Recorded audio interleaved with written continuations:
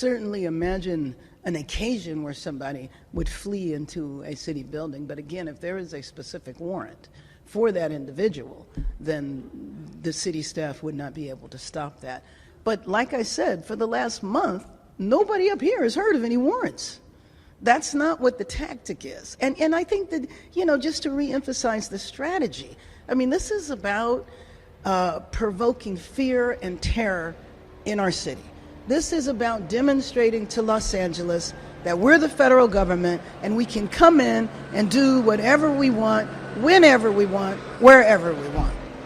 And it starts with the seizure of power from our governor in terms of the National Guard, and then the ridiculous display of force that you saw in MacArthur Park.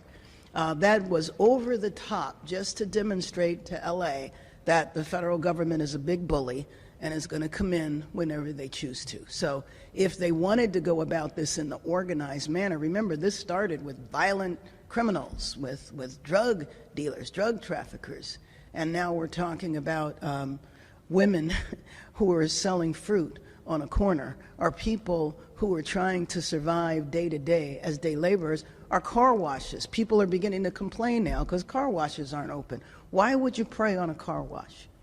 Unless you preying on that car wash because you know those are very vulnerable workers.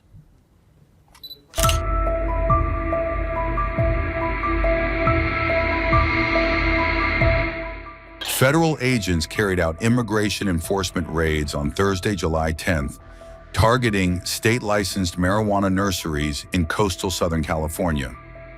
The operation took place in a key agricultural region, but quickly sparked backlash. As videos of the raids spread on social media, crowds of migrant rights activists rushed to the scene, leading to tense face-offs with federal agents on rural roads. Immigration and Customs Enforcement agents, backed by National Guard troops in military-style vehicles, arrived at two Glass House Farms locations on Thursday. One site was in Carpinteria in Santa Barbara County, about 90 miles from Los Angeles.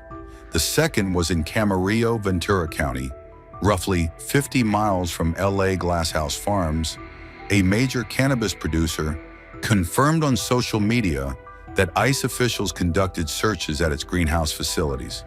The company said it fully complied with the warrants and promised to provide updates if needed. An attorney representing workers at Glass House Farms said both of the company's nurseries had already been visited by ICE agents back in June. On Thursday morning, ICE returned this time, accompanied by National Guard troops. One local TV station reported that around 100 farm workers were detained before protests erupted. Tear gas was reportedly used during a clash with federal agents.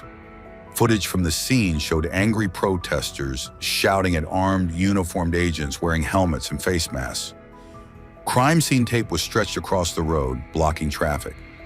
Meanwhile, the Trump administration has sent mixed signals in recent weeks on whether farm workers would be included in its push to deport undocumented immigrants. About half of U.S. farm workers are in the country illegally, according to government estimates. The farm sector has warned that mass deportation of agricultural workers would cripple the nation's food supply chain.